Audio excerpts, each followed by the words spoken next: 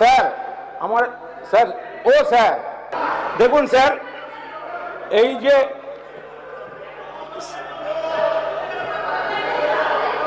Sir ও sir sir আমার sir ও sir যে ছবি আপনাদের দেখালাম, যদি শুধু শব্দ শুনতেন তাহলে হয়তো মনে করতেও পারতেন কোনো প্রাথমিক স্কুলের প্রথম শ্রেণী বা দ্বিতীয় শ্রেণীর শ্রেণীকক্ষের আওয়াজ শুনছেন। কিন্তু না, আপনাদের আমি ছবি দেখিয়েছি এবং স্থান কাল পাত্র দেখে আপনারা নিশ্চয়ই আন্দাজ করতে পারছেন এ কোনো প্রাথমিক স্কুলের শ্রেণীকক্ষ নয়, পশ্চিমবঙ্গ বিধানসভার ছবি। বক্তা কুণাল ঘোষ, বেলেঘাটা থেকে নির্বাচিত তৃণমূল বিধায়ক, যিনি অন্যতম বড় এই মুহূর্তে মুখপাত্র কালীঘাট কেন্দ্রিক তৃণমূলের। দেখুন, এই ছবিটা কয়েক ঘন্টা আগের, মঙ্গলবারের বিধানসভার অর্থাৎ এই এত ঘন্টা আগের বিধানসভার ছবি হঠাৎ কেন টেনে আনলাম আজ, এই প্রশ্ন আপনারা করতেই পারেন। আসলে মঙ্গলবারের বিধানসভাটা আমার মতে, আমরা যারা রাজনীতি নিয়ে চর্চা করি, সরাসরি রাজনীতি করি না, কিন্তু রাজনীতির টানা পড়েন ওঠা পড়া এর ওপর নজর রাখি, বিশ্লেষণ করার চেষ্টা করি, বোঝার চেষ্টা করি, রাজনৈতিক পরিবর্তনগুলোকে নজরে রাখার চেষ্টা করি, আমার মতে মঙ্গলবারের বিধানসভা বর্তমান রাজ্য রাজনীতির একটা অন্যতম কেস স্টাডি।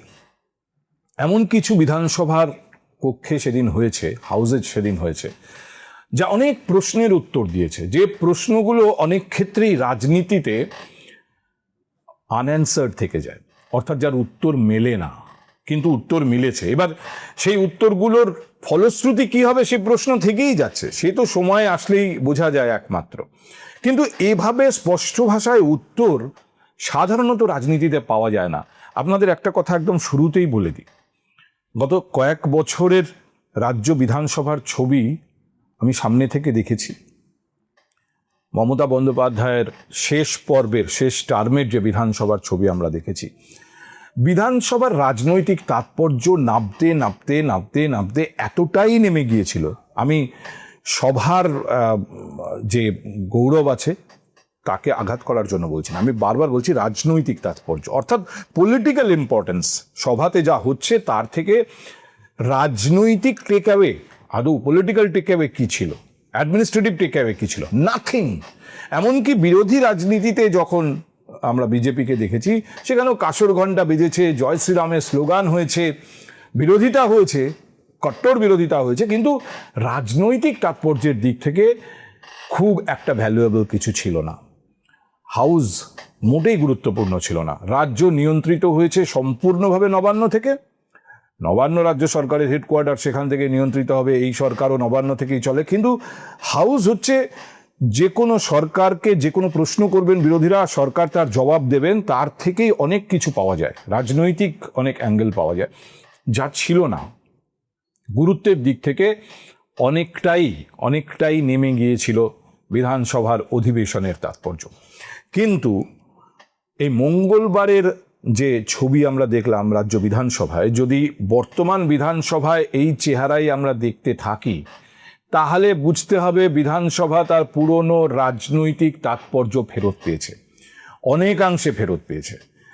এত গুরুত্বপূর্ণ রাজনৈতিক আলোচনা এবং সবথেকে বড় কথা, অনেক রাজনৈতিক ছবি এত স্পষ্টতরভাবে বোঝা গেছে মঙ্গলবার, যা এর আগে কবে শেষ আমি বিধানসভার অধিবেশনে দেখেছি আমার মনে পড়ছে না। এবার প্রথম যে জায়গাটা থেকে আপনাদের ছবিটা শুরু করলাম, কুণাল ঘোষ ও স্যার করছেন, এটা একটা হালকা জায়গা, কিন্তু অনেক গভীর তাৎপর্যপূর্ণ জায়গা ছিল। সব থেকে বেশি তাৎপর্যপূর্ণ অবশ্যই মুখ্যমন্ত্রীর ভাষণ। তবে তার আগে মেনশন করতেই হবে যে অনেকেই, এমনকি এবারে যারা সরকার গড়েছেন, বিজেপির অনেক বিধায়ক তো আছেন যারা প্রথমবার নির্বাচিত হয়েছেন। এই প্রথমবার নির্বাচিত বিধায়কদের অনেকে প্রথমবার বক্তব্য রেখেছেন বিধানসভায়। সজল ঘোষ বলেছেন, কৌস্তব বাগচি বলেছেন, ডক্টর রাজেশ কুমার বলেছেন। প্রত্যেকে নিজের নিজের জায়গায় ছাপ রেখে যেতে চেয়েছেন, প্রত্যেকে চেষ্টা করেছেন এই প্রথম বলাটা বিধানসভায় যেন লোকে মনে রাখে, সেই এফর্টটা কিন্তু তাদের বক্তব্যে চোখে পড়েছে। তবে আমাদের সীমিত সময়ের মধ্যে প্রত্যেকের বক্তব্য নিয়ে আলোচনা করে আমি সময় ব্যয় করতে চাইছি না, আমি কাজের কথায় আসি। যেটা বলেছেন মুখ্যমন্ত্রী শুভেন্দু অধিকারী, একজন মুখ্যমন্ত্রীর মুখে এই ধরনের বক্তব্য, এত স্পষ্ট, এত একেবারে দিক নির্দেশিত ডিরেকশনাল বক্তব্য আমি বহুকাল বাদে মঙ্গলবার শুনলাম। এবং বেশ কিছু পদক্ষেপ যা এই সরকার করছে, সেই পদক্ষেপগুলো দেখে আমারও মনে হয়েছিল যে গুরুত্ব দেওয়ার কিছু নেই। নতুন ক্ষমতায় আসলে যে কোনো সরকার একটু অতিরিক্ত কাজ দেখায়, অতিরিক্ত তৎপরতা দেখায়, সেই তৎপরতাকে সেই সরকারের আইডেন্টিটি ধরে নেওয়ার কিছু নেই। সরকার তো মাস দেড়েকের সরকার, তো প্রথম যে ছটপটানি সরকারের, প্রচুর কাজ, প্রচুর অ্যারেস্ট, প্রচুর দুর্নীতি আটকানো, বিশেষ করে তৃণমূল কংগ্রেসের নানা স্তরের নেতা কর্মীদের গ্রেপ্তারি, আর তার সঙ্গে কিছু পজিটিভ ঘোষণা বাজেটের মাধ্যমে, এগুলো দেখেই একটা সরকারকে দারুণ সরকার বলে লাফিয়ে ওঠার কিছু নেই। প্রথম প্রত্যেকে কাজ দেখানোর চেষ্টা করে, বিজেপির এই নতুন সরকারও করছে। কিন্তু মুখ্যমন্ত্রীর এই বক্তব্য অনেকগুলো জায়গায় স্পষ্ট করেছে যে ক্ষমতায় আসার পর, আমি যদি সরকার হিসেবে নাও ধরি, শুধু শুভেন্দু অধিকারীকে রাজনীতিক হিসেবে ধরি, তিনি তো প্রমাণ করেছেন যে তিনি অত্যন্ত উঁচু মাপের একজন রাজনীতিক এবং দূরদর্শীও। দেখতে পান কিভাবে, যেরকম যে ক্ষমতাটা মমতা বন্দ্যোপাধ্যায় ছিল দীর্ঘদিন, আমি দেখেছি মমতা বন্দ্যোপাধ্যায় আগামী 10 বছর দেখতে পেতেন, সেই অনুযায়ী পদক্ষেপ করতেন, যেটা থেকে সরে এসেছিলেন গত 5-7 বছর, এবং তার খেসারত সম্ভবত তার দল এখন দিচ্ছে। শুভেন্দু অধিকারী এটা প্রমাণ করেছেন যে তিনি অত্যন্ত দূরদর্শী একজন রাজনীতিবিদ। তিনি অতীত যেরকম অ্যানালিসিস করেন, সেরকম ভবিষ্যৎ সম্পর্কেও একটা ধারণা তার স্পষ্ট থাকে। তো সেই মানুষটা যদি জিতে থাকেন, এবং তার শুধু একা জেতা তো নয়, তার দল জিতে এসছে, তিনি সরকারের প্রধান হয়েছেন, তিনি সঠিকভাবে বিশ্লেষণ করেছেন যে ঠিক কি কি কারণে মানুষ বিজেপিকে ভোট দিয়েছে। আমি এই পর্দায় আপনাদের এই থিঙ্ক হাইতে বোধহয় কয়েকশোবার বলেছি যে আমার দেখে মনে হয়েছে, আমি যতটুকু রাজনীতি বুঝি, যে অভয়ার ঘটনা আপামোর রাজ্যের মহিলাদের ওপর একটা বড় প্রভাব ফেলেছে। সব থেকে বড় কথা, ওই ঘটনায় এর আগে এই ধরনের ঘটনা ঘটেছে, পরেও ঘটেছে, সেখানেও রাজ্যের শাসক দলের অনুগামীরা অভিযুক্ত হয়েছেন, কিন্তু অভয়ার ঘটনা প্রচার পেয়েছে এবং সেখানে যেন চোখে আঙুল দিয়ে দেখিয়ে দেওয়া হয়েছে। কারণ খোদ মুখ্যমন্ত্রীর বিরুদ্ধে অভিযোগ উঠেছিল যে তিনি প্রমাণ লোপাট করছেন, তিনি পুলিশকে বলছেন যাতে পুলিশ কোনোভাবে অভিযুক্তদের না ধরে, যারা দোষী তাদের যেন আড়াল করা হয়। এই যে জায়গাটা এসেছে না, সরকার এবং সরকারের প্রধান এরকম ধরনের নৃশংস অপরাধ এবং ধর্ষণের ঘটনার সঙ্গে যারা যুক্ত তাদের আড়াল করছেন বলে অভিযোগ, শুধু অভিযোগ নয়, এমন অভিযোগ যেটা পুরো বিষয়টাকে বিশ্বাসযোগ্য করে তুলেছে মানুষের কাছে, বিশেষ করে মহিলাদের কাছে। এটার একটা সুদূর প্রসারী ইম্প্যাক্ট হবে। আর যদি বিজেপি 208টা আসন, 208 জন বিধায়ক নিয়ে বিধানসভায় অলমোস্ট 80% জায়গা দখল করে বসে থাকে, তার পেছনে অন্যতম কারণ এই অভয়ার ঘটনা এবং তার সঠিক বিচার না হওয়া, দোষীদের চিহ্নিত না হওয়া। এটা শুভেন্দু অধিকারীও রিয়েলাইজ করেছেন এবং সেই জন্য তিনি স্পষ্ট করে দিলেন তার বক্তব্যে যে অভয়ার ঘটনায় যারা যুক্ত তাদের সরকার, এই বিজেপির সরকার ছাড়বে না। তিনি ব্যক্তিগতভাবে এনশিওর করেছেন যে কাউকে আমরা ছাড়ব না। যখন তিনি এটা বলছেন, তখন ওই বিধানসভাতেই বিধায়ক হিসেবে নির্বাচিত হয়ে এসেছেন অভয়ার মা, তিনি কান্নায় ভেঙে পড়ছেন। মনে রাখতে হবে, পশ্চিমবঙ্গ বিধানসভার ছবি এখন সরাসরি টেলিভিশনে দেখা যায় লোকসভার মতো, ফলে গোটা রাজ্য এই ছবি দেখেছে। যত মহিলাদের উপরে, বোনেদের উপরে, কন্যাদের উপর অত্যাচার হয়েছে, justice, retired justice Samapti Chatterjee আর member secretary IPS Damayanti Sen, খুঁজে খুঁজে বার করব। আরজি করের বিচার হবে। গোটা বাংলায় আমাদেরকে জিতিয়ে এনেছে। অভয়ের বিচার দিতে 3টে আইপিএস কে সাসপেন্ড করেছি, সন্দীপ ঘোষাদের তাড়িয়েছি, বাকি যা আছে পরিষ্কার করব। তামান্নার মা বিচার পাবে, রামপুর হাটের ওই 6 বছরের আদিবাসী কন্যা তার পরিবার বিচার পাবে, ময়নাগুড়ির ওই রাজবংশী ফ্যামিলি, রাজগঞ্জের ওই রাজবংশী ফ্যামিলি, কালিয়াগঞ্জের মৃত্যুঞ্জয় বর্মন সহ আমাদের যে ছাত্রীকে ধর্ষণ খুন হয়েছে বিচার আমরা দেব। আমি আপনাদের সামনে আর একটা প্রশ্ন তুলেছিলাম বাজেট নিয়ে। বাজেটের অনেক ভালো দিক আছে, কিছু কিছু দিক আছে যে দিকগুলো নিয়ে প্রশ্ন তোলা যায়। তার মধ্যে অন্যতম এই মাইনরিটি ডেভেলপমেন্ট ডিপার্টমেন্টের জন্য বরাদ্দ বাজেট অর্ধেকেরও বেশি কমিয়ে দেওয়া, 5,700 থেকে 2,100 কোটিতে নেমে আসা। কোনো একটা জায়গায় আমি জানি না আমার সেই বক্তব্য মুখ্যমন্ত্রীর কান অবধি পৌঁছেছে কিনা, কিন্তু একাধিক মঞ্চে তো এই প্রশ্ন উঠেছে, সবাই না করলেও কিছু মানুষ তো নিশ্চয়ই করেছেন যে এটার পেছনে উদ্দেশ্য কি। কোনো সরকার তো সরাসরি নিজের কাজ এমনভাবে করতে পারে না যে কোনো সম্প্রদায় তার গুড বুকে নেই এটাকে প্রমাণ করা বা এটাকে বুঝিয়ে দেওয়া, এটা হয় না কখনো। এবং শুভেন্দু অধিকারী তার এই মঙ্গলবারের যে ভাষণ, যেটা আপনারা সোশ্যাল মিডিয়ায় চাইলেই শুনতে পারেন, পুরোটা শুনলে বুঝবেন যে একাধিক জায়গায় তিনি সেটা মেনশনও করেছেন। কিন্তু এই যে মাইনরিটি ডেভেলপমেন্ট ফান্ড কমে গেল কেন, তার একটা উত্তর তিনি মঙ্গলবারের বিধানসভায় দিয়ে দিলেন। এই ফান্ড নিয়ে যে বিপুল দুর্নীতি হয়েছে, তিনি শুধু মুর্শিদাবাদের একটা ব্লকের পরিসংখ্যান দিয়েছেন। মাইনরিটি স্কলারশিপে একটা ব্লকে, শুধু ডোমকল ব্লকে 3,076। আপনি দেখুন ধরা পড়েছে কে, রাকিবুল শেখ, এক্ষুনি তো বলবেন এইসব নাম বলছেন, Mustafizur Rahman, Tariqul Rahman, Shariful Islam, Kabirul Sheikh, Tariqul Islam, Baharampur block, Raghunathganj block, Domkal PS case number 538/2026, 30/5/2026। আপনারা এগুলো কি করেছেন?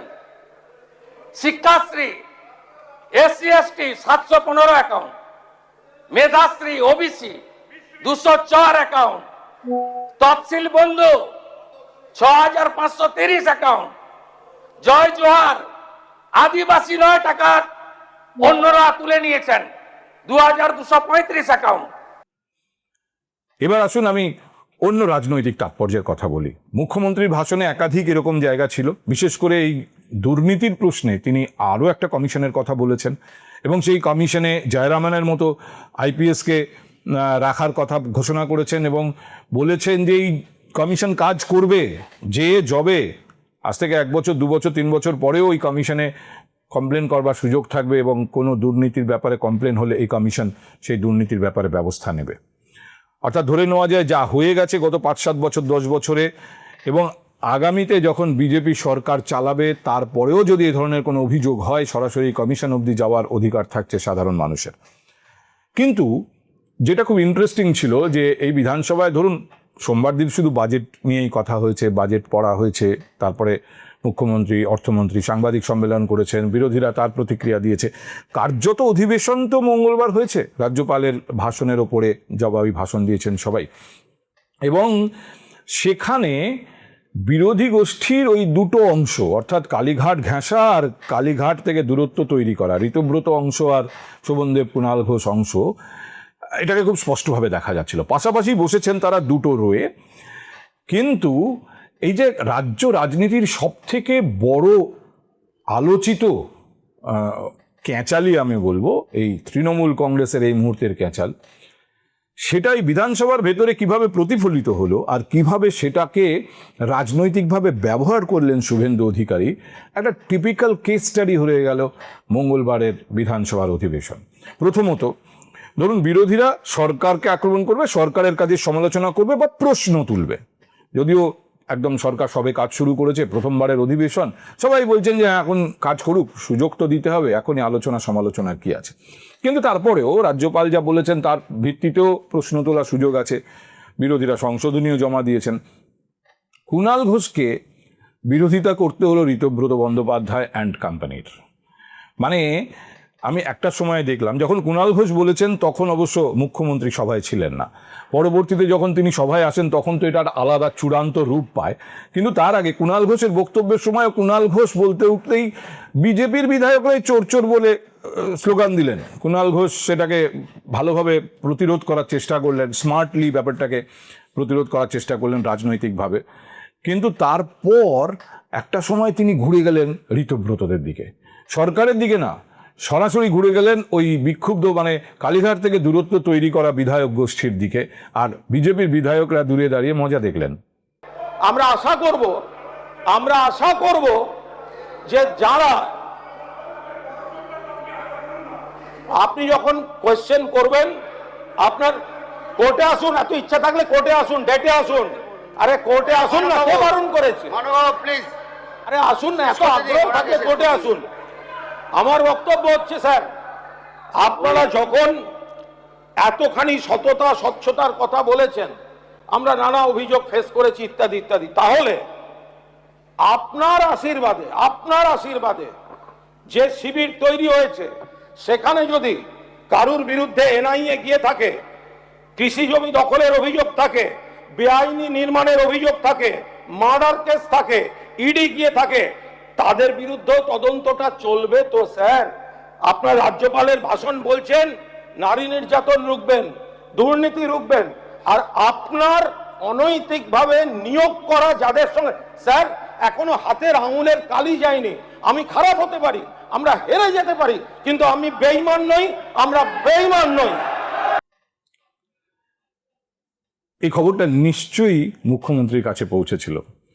মুখ্যমন্ত্রী বা মুখ্যমন্ত্রীর সঙ্গে গোটা রাজ্যের প্রশাসনকে উদ্দেশ্য করেই তো ও প্রশ্ন রেখেছেন, যদিও স্পিকারকে প্রশ্ন করেছেন কুণাল ঘোষ, কিন্তু প্রশ্নটা তো অ্যাকচুয়ালি মুখ্যমন্ত্রী এবং প্রশাসনকে। মুখ্যমন্ত্রী তখন সভায় ছিলেন না, সভায় এলেন মুখ্যমন্ত্রী, তার ভাষণ দিতে শুরু করলেন এবং সেখানে একটা জায়গায় এসে খুব আমি বললাম যে রাজনৈতিকভাবে এটা একটা টিপিক্যাল কেস স্টাডি হতে পারে রাজনীতি নিয়ে যারা চর্চা করেন তাদের কাছে। ওখানে বিরোধীদের দুটো গোষ্ঠী ছিল, এই কুণাল ঘোষ, শোভনদেব চট্টোপাধ্যায়, মদন মিত্রদের জোনা পাচেকের বাহিনী, অন্যদিকে ঋতব্রত সন্দীপনদের জোনা ষাটেকের বাহিনী। দুটোই তৃণমূল কংগ্রেস।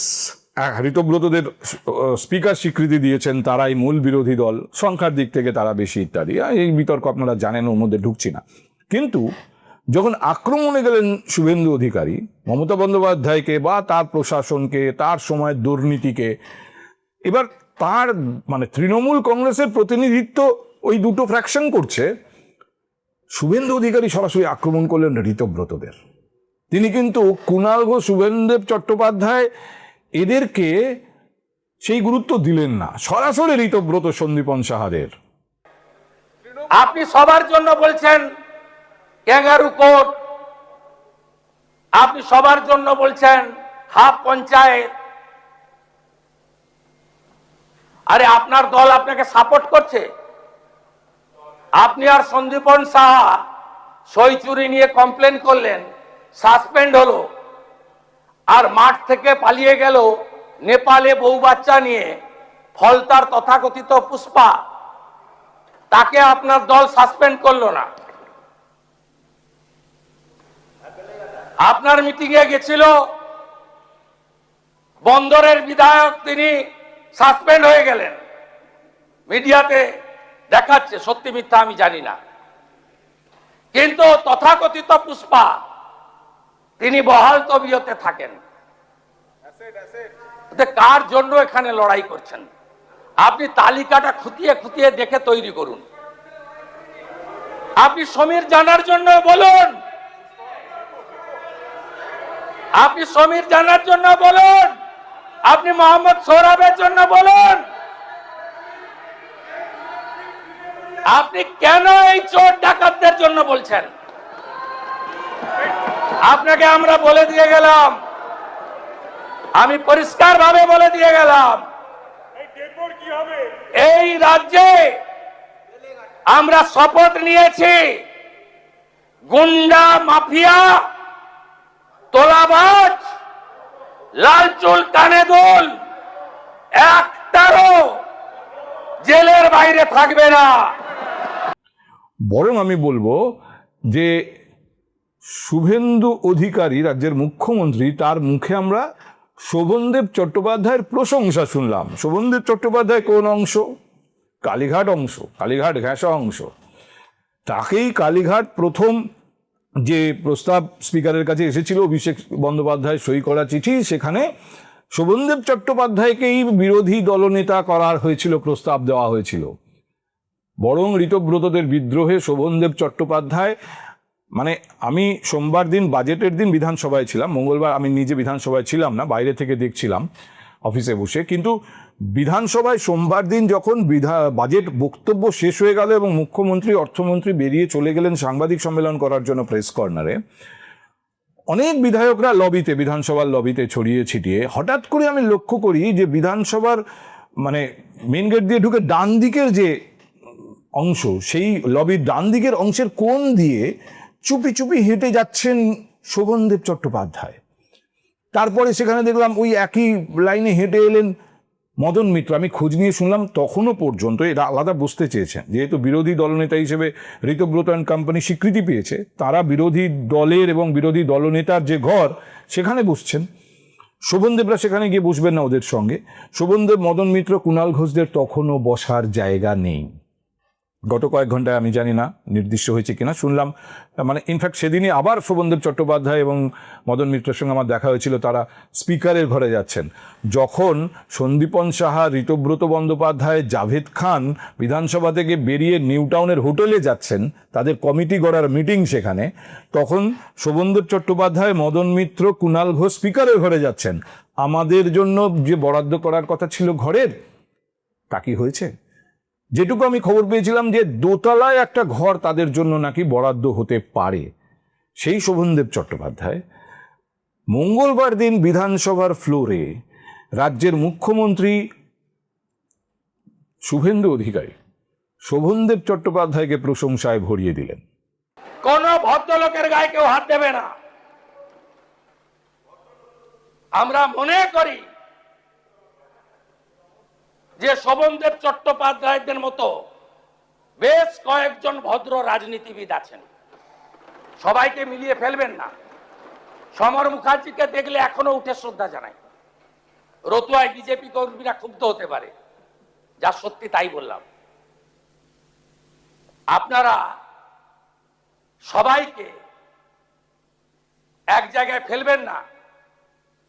জাহাঙ্গীরদের কেউ বাঁচাতে পারবে না, শওকত মোল্লাকে কেউ বাঁচাতে পারবে না, শাহজাহানকে কেউ বাঁচাতে পারবে না, দিলীপ মন্ডলদের কেউ বাঁচাতে পারবে না, রাজু নস্কর থেকে বাপু সোনার মতো গুন্ডাদের কেউ বাঁচাতে পারবে না, নিশ্চিন্ত থাকুন। এই গোটা বিষয়টা মানে শুভেন্দু অধিকারী একজন রাজনীতিবিদ হিসেবে কোন স্তরের, সেটার একটা পরিচয় বহন করে। আপনারা জানেন যে ঋতব্রত বা সন্দীপনরা যেটা করেছেন এই বিদ্রোহী বিধায়কদের নিয়ে, আমরাই আসল তৃণমূল বিপ্লব, এটার পেছনে নাকি বিজেপি আছে। এই তো মূল অভিযোগ। এটার পেছনে নাকি শুভেন্দু অধিকারী আছে এবং সরাসরি অভিযোগ করা হয়েছে ঋতব্রতর কি পলিটিক্যাল কেরিয়ার যে তার সঙ্গে বাকি ৬০-৬২ জন বিধায়ক চলে গেলেন। এর পেছনে অন্য শক্তি আছে। অন্য শক্তি কে? সবাই বলেছেন এর পেছনে শুভেন্দু অধিকারী আছে। আপনারাও জানেন সে কথা, আমি এই টেবিলেও আলোচনা করেছি। কিন্তু শুভেন্দু অধিকারী যখন বিধানসভার ফ্লোরে আক্রমণ করলেন, তখন ঋতব্রত গোষ্ঠীকে প্রশংসা করলেন শোভনদেব চট্টোপাধ্যায়। এমন একটা পর্যায়ে গেল আক্রমণ যে ওয়াকআউট করে গেলেন ঋতব্রতরা, ওয়াকআউট করে গেলেন। আপনাদের আমি যে ছবিটা দেখাবো, একটু লম্বা ছবি, খেয়াল করে দেখবেন। ঋতব্রত গোষ্ঠী ওয়াকআউট করে যাচ্ছেন, হা হা করে হাসছেন শুভেন্দু অধিকারী। শোভনদেব চট্টোপাধ্যায়, মদন মিত্ররা পাশের যে রোয়ে বসে আছেন, খেয়াল করবেন, একটু নজর করে দেখার চেষ্টা করবেন। শোভনদেব চট্টোপাধ্যায়, মদন মিত্ররা কনফিউজড, তাঁদেরও কি ওয়াকআউট করা উচিত? কারণ আক্রমণ তো মমতা বন্দ্যোপাধ্যায়কে করা হচ্ছে। কুণাল ঘোষ নেমে এলেন ওপরের বেঞ্চ থেকে, সরাসরি জানালেন আমরা যাচ্ছি না, আমরা থাকবো। শোভনদেবকে বললেন না, আমরা থাকবো। আলাদা করে নিলেন নিজেদের। আর সঙ্গে সঙ্গে মুখ্যমন্ত্রীর কটাক্ষ, দেখুন কালীঘাট তৃণমূল বসে রইল, আর যারা আসল তৃণমূল বলে দাবি করছে তারা চলে গেল। আবার বলছি, বিধানসভা কক্ষের ভেতর হলেও যেহেতু সরাসরি সম্প্রচার হচ্ছে, গোটা রাজ্য দেখছে যে ঋতব্রত গোষ্ঠী ওয়াকআউট করে যাচ্ছে, কটাক্ষ করছেন মুখ্যমন্ত্রী আর বলছেন আসল তৃণমূল বসে রয়েছে। আর এই সুযোগ নিলেন কুণাল ঘোষ, সঙ্গে সঙ্গে মাইক নিয়ে, এবং মুখ্যমন্ত্রী তাকে অ্যালাউ করলেন, বলুন বলুন। কুণাল ঘোষ বলতে শুরু করলেন আবার সেই অভিযোগ যেটা তিনি তার বক্তব্যে বলেছিলেন তখন মুখ্যমন্ত্রী ছিলেন না, এবার মুখ্যমন্ত্রীর সামনে।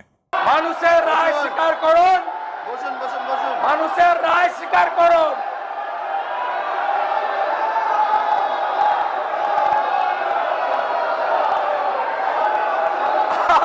আরে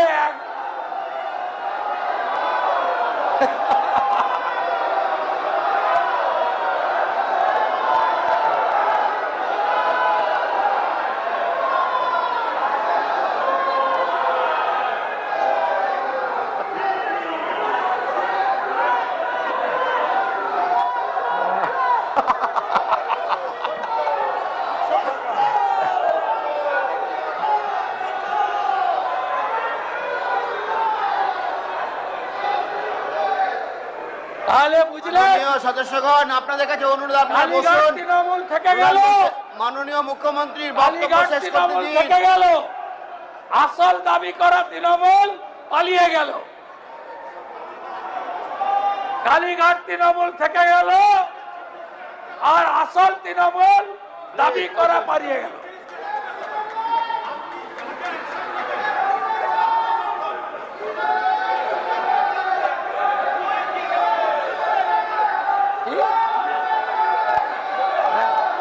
না বলুন বলুন বলুন, মাইকটা যাবে না, মাইকটার মাঠে না। অনারেবল চিফ মিনিস্টারকে বলবো, চিফ মিনিস্টার যা যা অ্যাকশন নিচ্ছেন পূর্ণ সমর্থন করছি, কিন্তু কিন্তু কিন্তু যারা যারা যারা যারা হঠাৎ তৃণমূলের সঙ্গে ঝগড়া করে বাঁচার চেষ্টা করছে তাদের বিরুদ্ধে অভিযোগ থাকলে একটাকে বাঁচতে দেবেন না, একটাকে বাঁচতে দেবেন না। আর যে আপনারা আপনারা আপনারা আপনারা যেটা নারী নির্যাতন বলছেন, ঠিক আছে, নারী নির্যাতন আমি বলছেন, শেষ করি, অনেক time হয়ে ঋতব্রত গেছে। একটা রেপ।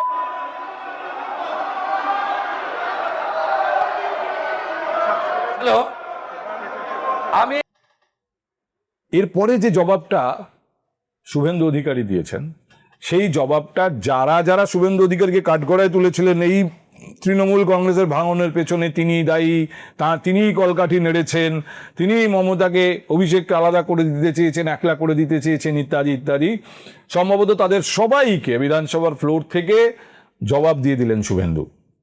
মাত্র 1.5 মাস, মাত্র 1.5 মাসে 28-এর মধ্যে 20 এমপি নাই, 80-র মধ্যে 62 এমএলএ নাই, আরো কম হবে। আপনাদের এই দৈন্য দশার জন্য আমরা দায়ী না, আপনারা নিজেরাই দায়ী। আপনাকে আমি বলবো, ঋতব্রত, মাননীয় ঋতব্রত ব্যানার্জি, মাননীয় সন্দীপন শাহ অভিযোগ করেছিল, পুলিশ ব্যবস্থা নিয়েছে। আপনারা যদি ওদের বিরুদ্ধে কোনো চুরি, দুর্নীতি, ত্রিপল লুকিয়ে রাখা, অবৈধ সম্পত্তি করা, যদি কোনো তথ্য থেকে থাকে লিখিতভাবে দেবেন, আমরা ব্যবস্থা নেব, কথা দিলাম আপনাকে। আপনাদের সকলকে ধন্যবাদ জানিয়ে আমাদের অনেক কাজ করতে হবে। এবার আপনারা বলতে পারেন যে রাজনৈতিক নাটক, অনেকেই বলবেন এটা, যারা মনে করেন যে রাজনীতিতে সব রকম জিনিসই চলে, অর্থাৎ ওপরে ওপরে দেখানো হলো যে এর সঙ্গে বিজেপির কোনো সংশ্লিষ্টতা নেই। হ্যাঁ, নিশ্চয়ই সেভাবে ব্যাপারটা দেখা যায়, কিন্তু এইভাবে ব্যাপারটাকে বিধানসভার ফ্লোরে উপস্থাপন করার যে কৌশল, সেটাকেও অস্বীকার করা যায় না। এমন টিপিক্যাল পলিটিক্স, যেখানে অনেক কিছুই সরাসরি সাংবাদিক সম্মেলনের প্রশ্নের উত্তরে দিতে হলো না, সরাসরি কোনো অপ্রীতিকর প্রশ্নের মুখোমুখি হয়ে দিতে হলো না, এমনকি শতপ্রণোদিত হয়েও দিতে হলো না, যা ঘটে গেল বিধানসভার ফ্লোরে, যা সরাসরি সম্প্রচারিত হলো রাজ্য জুড়ে, তার থেকেই এর উত্তর বেছে নিন। আপনি যা বোঝার তাই বুঝুন। কিন্তু এরপর আর প্রশ্ন তোলার কোনো জায়গা নেই। ছবি, অডিও, ভিজুয়ালি পুরো ব্যাপারটা লোকে দেখেছে, কাজে আর প্রশ্ন তোলার কোনো জায়গা নেই। খুব ইন্টারেস্টিং হচ্ছে, বিধানসভার ফ্লোরে যে রাজনীতি হয়, বিধানসভার বাইরে সেই রাজনীতি কি হবে? মানে আমরা যেটা দেখি যে বিধানসভার বাইরে রাস্তায় যে পলিটিক্স, যে বিরোধিতা, তারই একটা প্রতিফলন অনেক সময় বিধানসভার ফ্লোরে হয়। এবারে এখনো পর্যন্ত রাস্তার রাজনীতি, বিশেষ করে বিরোধী শিবিরের রাস্তার রাজনীতি খুব একটা শুরু হয়নি। মমতা বন্দ্যোপাধ্যায় দু একটা ছোটোখাটো চেষ্টা করেছেন এখনো অবধি, কিন্তু সেটাও খুব বড় চেহারা নেয়নি স্বাভাবিকভাবেই। আর ঋতব্রত গোষ্ঠী রাস্তায় নামেনি এখনো পর্যন্ত। ফলে রাস্তায় রাজনীতিতে যখন এরা আসবেন, তখন বিধানসভার আজকের যে চেহারা, সেই চেহারা কি দেখা যাবে? তবে একটা জিনিস স্পষ্ট বলা যায়, লড়াই বিরোধীদের দুই গোষ্ঠীর মধ্যে হবে, আর এনজয় করবে বিজেপি। বিশেষ করে শুভেন্দু অধিকারী দূর থেকে দেখবেন আর হাসবেন, যেভাবে হাসতে আমরা তাকে মঙ্গলবার বিধানসভায় দেখলাম।